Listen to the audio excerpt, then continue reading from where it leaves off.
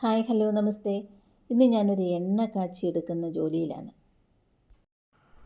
നമ്മൾ മലയാളികൾക്ക് ആഴ്ചയിൽ ഒരു ദിവസമെങ്കിലും എണ്ണ തേച്ചൊരു കുളി നിർബന്ധമാണ്, അല്ലേ? നമ്മൾ ഏത് നാട്ടിൽ താമസിച്ചാലും ആ ഒരു ശീലം നമുക്കുണ്ടായിരിക്കും. ഇനി പച്ച വെളിച്ചെണ്ണയ്ക്ക് പകരം കുറച്ച് പച്ചമരുന്നുകളൊക്കെ ചേർത്ത് കാച്ചിയെടുത്ത എണ്ണയായിരിക്കും ഒട്ടുമുക്കാലും പേര് ഉപയോഗിക്കുന്നത്. ഞാനും സ്ഥിരമായിട്ട് കാച്ചിയ എണ്ണ തന്നെയാണ് ഉപയോഗിക്കുന്നത്. അതും ഞാൻ തന്നെ കാച്ചിയെടുക്കാറാണ് പതിവ്. എനിക്കൊരു പാർലറുണ്ട്. അവിടെ സ്ഥിരമായിട്ട് ഈ ഹോട്ട് ഓയിൽ മസാജ് ചെയ്യാൻ വരുന്നവരുണ്ട്. അവർക്ക് ഞാൻ ഈ ഓയിൽ തന്നെയാണ് ഉപയോഗിക്കുന്നത്. ഇനി ഞാൻ എണ്ണ കാച്ചാനായിട്ട് എന്തൊക്കെ പച്ചമരുന്നുകളാണ് എടുക്കുന്നതെന്ന് ഞാൻ കാണിച്ചു തരാം.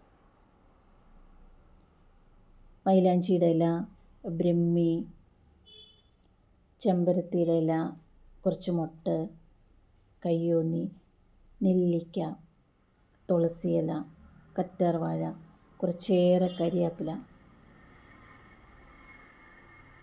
ഇതൊക്കെ കുറച്ചൊക്കെ ഞാൻ അങ്ങാടിക്കടയിൽ നിന്ന് മേടിച്ചതാണ്. പിന്നെ കുറച്ച് ചെറിയ ഉള്ളി, മുക്കൂറ്റി, കുറച്ച് ഉലുവായും ജീരകവും ഞാൻ 2 മണിക്കൂർ വെള്ളത്തിനകത്തിട്ട് കുതിർത്ത് അരിച്ചെടുത്ത് മാറ്റി വെച്ചിരുന്നതാണ്. അതും പിന്നെ കുറച്ച് കരിഞ്ജീരകവും. ഇത്രയും സാധനങ്ങളാണ് ഞാൻ എടുത്തിരിക്കുന്നത്. ഇനി ഇതെല്ലാം ഒന്ന് കഴുകി വൃത്തിയാക്കി കുറച്ചൊന്ന് അരിഞ്ഞെടുത്ത് വെക്കണം.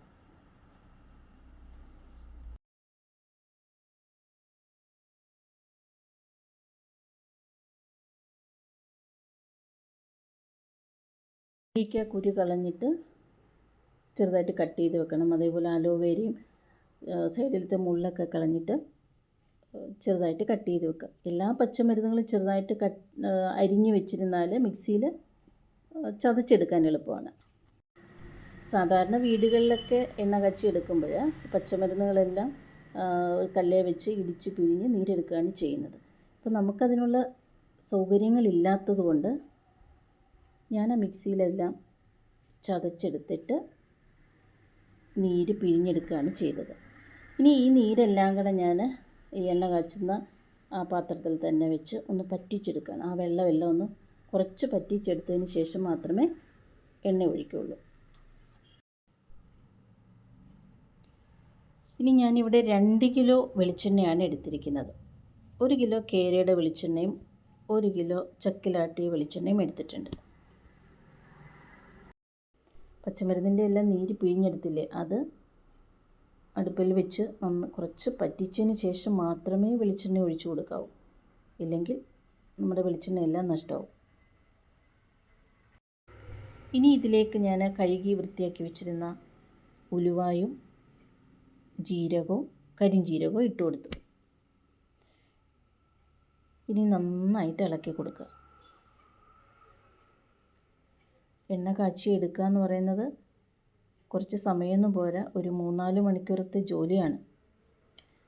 അതുകൂടാതെ നല്ല ക്ഷമയും വേണം. ചെറിയ തീയിൽ പതുക്കെ ഇളക്കി കൊടുക്കുക.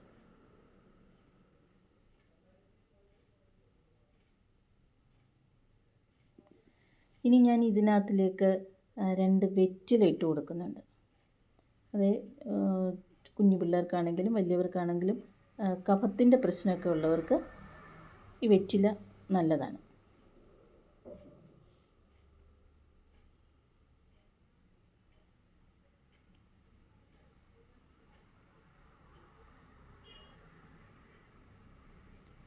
അതുകൂടാതെ കുറച്ച് കുരുമുളക് കൂടി ഇട്ട് കൊടുക്കുന്നു.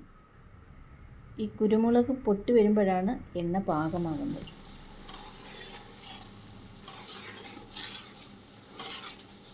ഇപ്പോൾ എണ്ണ ഏകദേശം ഒരു മൂപ്പൊക്കെ ആയിട്ടുണ്ട്.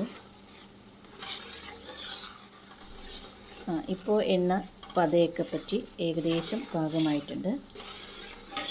ഇതിനകത്ത് നമ്മൾ ഇട്ടിരുന്ന കുരുമുളക് എണ്ണ പാകമാകുമ്പോഴത്തേന് പൊട്ടുകയും ചെയ്യും. അതുകൂടാതെ നമുക്ക് എണ്ണ പാകമായോ എന്ന് മനസ്സിലാക്കാനായിട്ട് അങ്ങനെ നമ്മൾ ഇളക്കുന്ന സമയത്ത് ഇതിനകത്ത് ഇട്ടിരിക്കുന്ന ആ പച്ചമരുന്നുകളില്ലേ, അതെല്ലാം ഇങ്ങനെ കിലുകില സൗണ്ട് കേൾക്കും.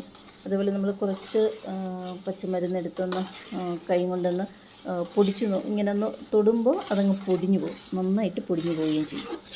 ആ ഒരു ടൈമിൽ നമ്മളത് അടുപ്പിൽ നിന്ന് വാങ്ങി വെച്ചിട്ട് ഒന്നുകൂടെ വൃത്തിയായിട്ട് ഇളക്കി കൊടുക്കണം. കുറച്ച് സമയം കൂടെ ഒന്ന് ഇളക്കി കൊടുക്കണം. ഇനി ഇത് നന്നായിട്ട് തണുത്തതിന് ശേഷം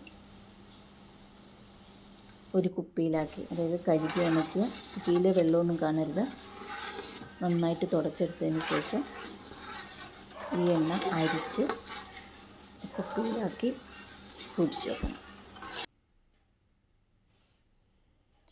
ഈ വീഡിയോ ഇഷ്ടമായെങ്കിൽ സബ്സ്ക്രൈബ് ചെയ്യണം, ഷെയർ ചെയ്യണം, സപ്പോർട്ട് ചെയ്യണം.